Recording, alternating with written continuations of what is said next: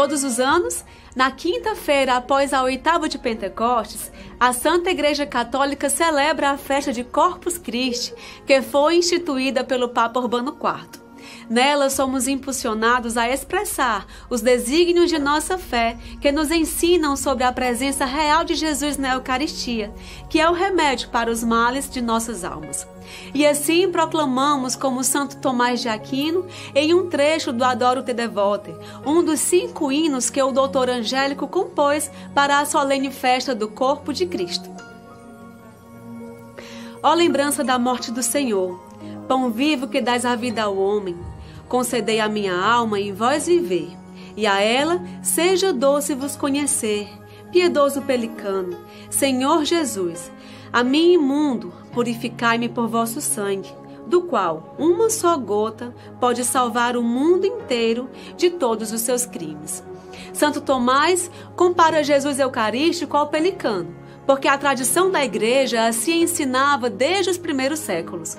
Esta ave alimenta seus filhotes com peixes, e na falta destes, para não deixar morrer suas crias, bica o próprio peito, oferecendo sua carne e sangue para alimentá-los. Como é maravilhoso saber que não estamos sós e que numa estupenda explosão do seu amor por nós, o Senhor Jesus diariamente na missa renova seu sacrifício na cruz e se encerra humildemente na hóstia consagrada para alimentar nossas almas.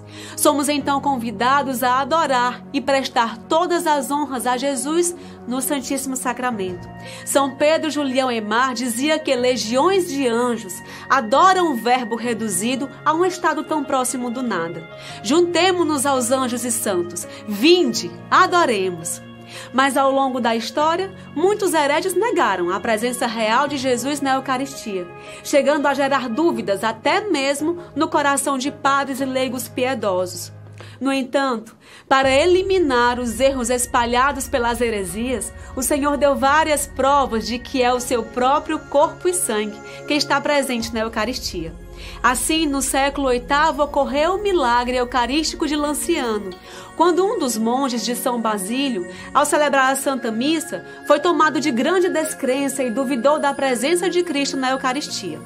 Para seu espanto e para benefício de toda a humanidade, na mesma hora, a hóstia consagrada transformou-se em carne e o vinho consagrado transformou-se em sangue. Esse milagre tornou-se objeto de muitas pesquisas e estudos nos séculos seguintes, mas o estudo mais sério foi feito em nossa era, entre os anos de 1970 e 1971, e revelou ao mundo resultados impressionantes. A carne e o sangue continuam frescos e incorruptos, como se tivessem sido recolhidos no presente dia, apesar dos 12 séculos transcorridos. O sangue encontra-se coagulado externamente em 5 partes e internamente o sangue continua líquido. Cada porção coagulada de sangue possui tamanhos diferentes, mas todas possuem exatamente o mesmo peso, não importando se pesadas juntas, combinadas ou separadas. São carne e sangue humanos, ambos do grupo sanguíneo AB, que é raro na população do mundo, mas característico de 95% dos judeus. Todas as células e glóbulos continuam vivos. A carne pertence ao miocárdio, que se encontra no coração, e o coração sempre foi símbolo de amor. Mesmo com esse milagre, entre os séculos IX e XIII, surgiram grandes controvérsias sobre a presença real de Cristo na Eucaristia. Alguns afirmavam que a hóstia consagrada se tratava apenas de um memorial, que simbolizava a presença de Cristo. E mais uma vez, o Deus Onipotente intervém e fala aos homens. Desta vez foi para Santa Juliana de Liege, uma religiosa agostiniana que vivia na Bélgica. Essa localidade é importante, porque naquele tempo era conhecida como Cenáculo Eucarístico. Nessa cidade havia grupos dedicados ao culto eucarístico e à comunhão fervorosa. Esta santa era tomada de um profundo amor pela Eucaristia e tinha constantes visões e revelações particulares. Sobre ela falou o Papa Bento XVI. Com a idade de 16 anos, por volta do ano 1209, portanto, ela teve uma primeira visão. que depois se repetiu várias vezes nas suas adorações eucarísticas. A visão apresentava a lua no seu mais completo esplendor, com uma faixa escura que atravessava diametralmente. O Senhor levou-a a compreender o significado daquilo que lhe tinha aparecido. A lua simbolizava a vida da igreja na terra. A linha opaca representava, ao contrário, a ausência de uma festa litúrgica, para cuja instituição se pedia a Juliana que trabalhasse de maneira eficaz, ou seja, uma festa em que os fiéis pudessem adorar a Eucaristia para aumentar a fé, prosperar na prática das virtudes e reparar as ofensas ao Santíssimo Sacramento. Lemos na biografia desta santa que ela guardou em segredo estas revelações por 20 anos e depois confidenciou a alguns padres em prol de que a festa fosse instituída em sua diocese. Dentre os clérigos que souberam das visões estava o cônego Tiago Pantaleão, que seria o futuro Papa Urbano IV. A partir de então, a festa de Corpus Christi foi instituída em Liege e depois tornou-se uma festa litúrgica nacional celebrada na Bélgica. Entretanto, o Senhor Jesus desejava que seu santíssimo corpo e sangue fosse honrado solenemente no calendário litúrgico no mundo inteiro. E por isso houve mais uma intervenção divina através de outro milagre eucarístico em Bolsena, na Itália. Em 1263, um padre alemão chamado Pedro de Praga parou na cidade de Bolsena depois de uma peregrinação a Roma. Era um padre piedoso, mas que tinha dificuldades para acreditar que Cristo estivesse realmente presente na hóstia consagrada. Assim, enquanto ele celebrava a Santa Missa sobre o túmulo de Santa Cristina, mal havia pronunciado as palavras da consagração, quando o sangue começou a escorrer da hóstia consagrada, gotejando em suas mãos e descendo sobre o altar e o corporal. A princípio, ele tentou esconder o sangue, mas não havendo como, interrompeu a missa e pediu para ser levado à cidade vizinha de Orvieto, onde o Papa Urbano IV então residia. Este, que já conhecia as visões e revelações feitas a Santa Juliana, mandou emissários para uma investigação imediata. Quando todos os fatos foram confirmados, ele ordenou ao bispo da diocese que trouxesse a Orvieto a hóstia e o pano de linho contendo as manchas de sangue. Juntamente com arcebispos, cardeais e outros dignatários da igreja, o Papa realizou uma procissão e com grande pompa introduziu as relíquias na catedral. O corporal de linho contendo as marcas de sangue ainda está reverentemente conservado e exposto na Catedral de Orvieto.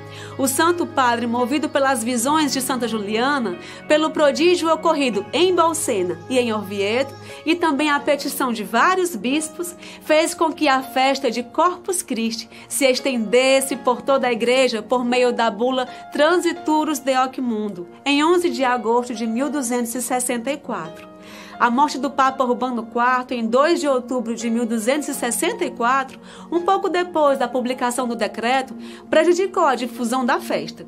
Mas o Papa Clemente V tomou o assunto em suas mãos e no Concílio Geral de Viena ordenou mais uma vez a adoção desta festa, tornando-a um dever canônico mundial.